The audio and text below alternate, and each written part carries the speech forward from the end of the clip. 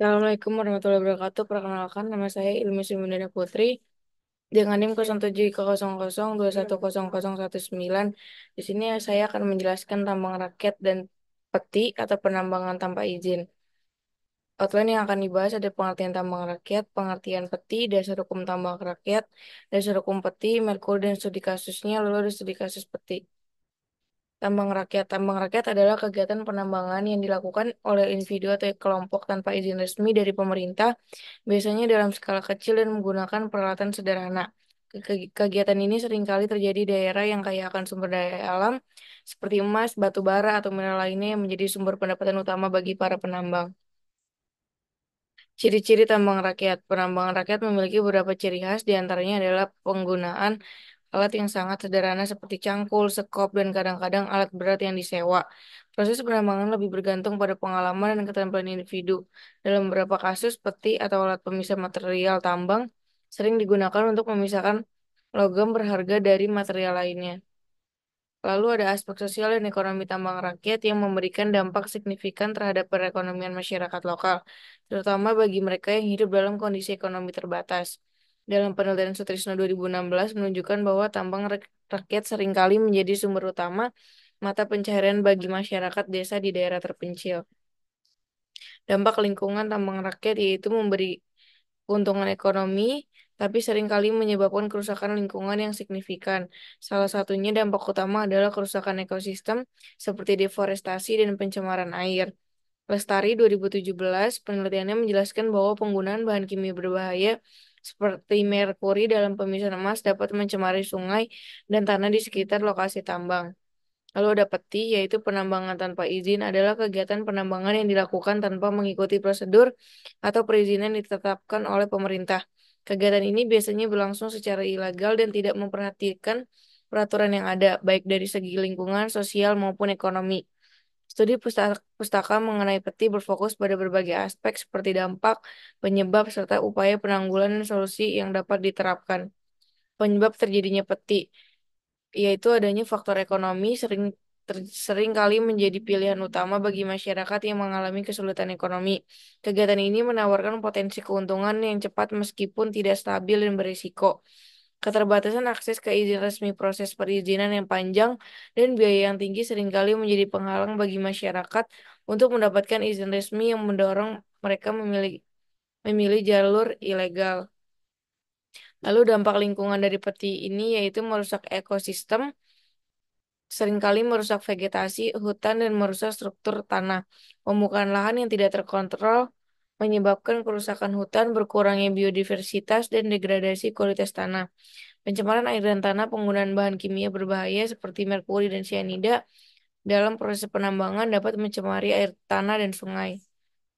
Lalu dampak ekonominya yaitu pendapatan yang tidak stabil meskipun kegiatan peti ini bisa memberikan keuntungan sementara.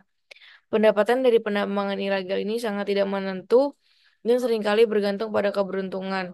Pengaruh terhadap ekonomi lokal walaupun peti bisa meningkatkan pendapatan bagi individu atau kelompok penambang, namun dampak jangka panjang seringkali merusak sektor ekonomi lainnya seperti pertanian dan perikanan yang terganggu oleh kerusakan lingkungan.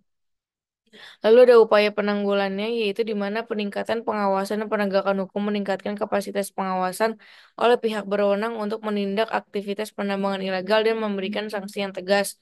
Program pemberdayaan masyarakat memberikan alternatif mata pencaharian bagi masyarakat yang terlibat dalam peti seperti pelatihan keterampilan atau akses ke pekerjaan yang lebih aman dan berkelanjutan. Lalu dasar hukum tambang rakyat ada Undang-Undang Nomor 4 Tahun 2009 tentang mineral dan batu bara, yaitu Undang-Undang Minerba ini mengatur kegiatan pertambangan di Indonesia termasuk bagi tambang rakyat. Pada prinsipnya, undang-undang ini memberikan ruang bagi masyarakat untuk melakukan pertambangan secara kecil atau artisanal, namun tetap dengan syarat dan ketentuan yang berlaku. Yang kedua, ada Perpu, Peraturan Pemerintah Nomor 23 Tahun 2010 tentang pelaksanaan kegiatan usaha pertambangan mineral dan batu bara. Peraturan ini mengatur lebih lanjut mengenai kegiatan pertambangan rakyat, termasuk izin yang diperlukan dan kewajiban-kewajiban lain yang harus dipenuhi oleh para pelaku pertambangan. Yang ketiga ada Peraturan Menteri Energi dan Sumber Daya Mineral atau ISDM, yaitu sejumlah peraturan dari Kementerian ISDM ini juga mengatur tata cara pertambangan rakyat seperti mengenai izin usaha pertambangan rakyat yaitu IUPR, dan kewajiban-kewajiban terkait dengan pelaksanaan pertambangan yang ramah lingkungan. Lalu ada dasar hukum dari peti, yaitu ada Undang-Undang Nomor 4 Tahun 2009 tentang mineral dan batu bara. Pada pasal 158 Undang-Undang Minerba ini menyebutkan bahwa setiap orang melakukan penambangan tanpa izin atau pelanggaran ketentuan yang ada dapat dikenakan sanksi pidana. Pada pasal 161 juga memberikan ancaman pidana terhadap pihak yang melakukan usaha penambangan tanpa izin. Yang kedua ada Undang-Undang Nomor 32 Tahun 2009 tentang perlindungan dan pengelolaan lingkungan hidup, yaitu Undang UU PPLH, yaitu penambangan tanpa izin seringkali menyebabkan kerusakan lingkungan. Pada pasal 109 undang-undang ini mengatur tentang pencemaran dan kerusakan lingkungan yang dapat dikenakan sanksi pidana terhadap pidana yang melakukannya, termasuk penambangan ilegal. Yang ketiga ada Peraturan Pemerintah Nomor 23 Tahun 2010 tentang pelaksanaan kegiatan usaha pertambangan mineral dan batu bara. Peraturan pemerintah ini menjelaskan lebih rinci tentang kewajiban perizinan dalam usaha pertambangan dan sanksi yang diterapkan terhadap pihak yang melakukan kegiatan pertambangan tanpa izin. Lalu ada peraturan ISDM, yaitu adanya sejumlah peraturan menteri yang mengatur tentang izin pertambangan. Contohnya dalam ISDM ini itu nomor 7 tahun 2012 tentang cara perizinan pertambangan mineral dan batu bara. Lalu ada merkuri. Merkuri atau Hg adalah logam berat yang sangat berbahaya bagi kesehatan manusia dan lingkungan. Dalam konteks pertambangan, merkuri sering digunakan dalam proses ekstraksi emas, terutama dalam pertambangan emas skala kecil atau ilegal yang dikenal sebagai pertambangan emas rakyat atau PEM atau Artisanal and Small Scale Gold Mining atau ISGM.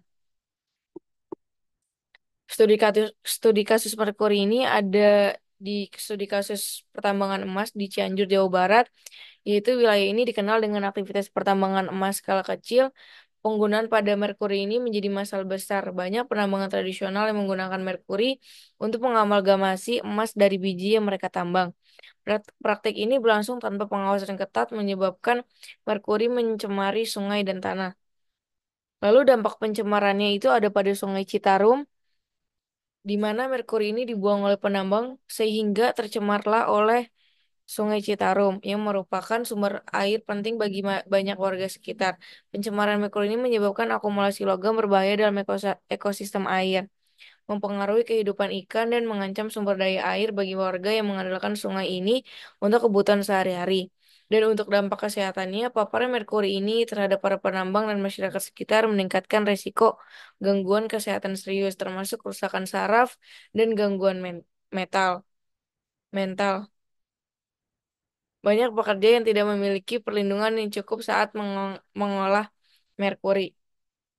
Yang terakhir ada upaya mitigasi di mana ada beberapa LSM dan pemerintah setempat berupaya untuk menyediakan teknologi alternatif yang lebih aman seperti teknologi pending basah yang lebih ramah lingkungan. Selain itu, program edukasi kepada penambang mengenai bahaya merkuri dan penggunaan teknologi yang lebih aman telah diperkenalkan.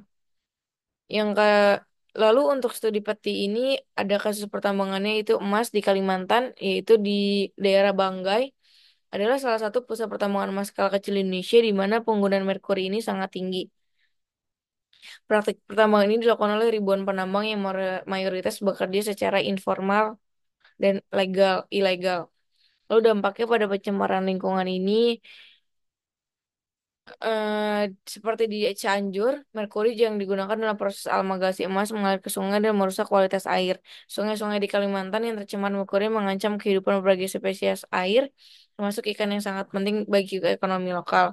Lalu ada kerusakan ekosistem hutan, di mana di Kalimantan ini juga menyebabkan kerusakan hutan. Pencemaran merkuri memperburuk degradasi lingkungan, memperburuk kerusakan yang sudah terjadi akibat deforestasi ilegal dan praktik pertambangan yang tidak bertanggung jawab.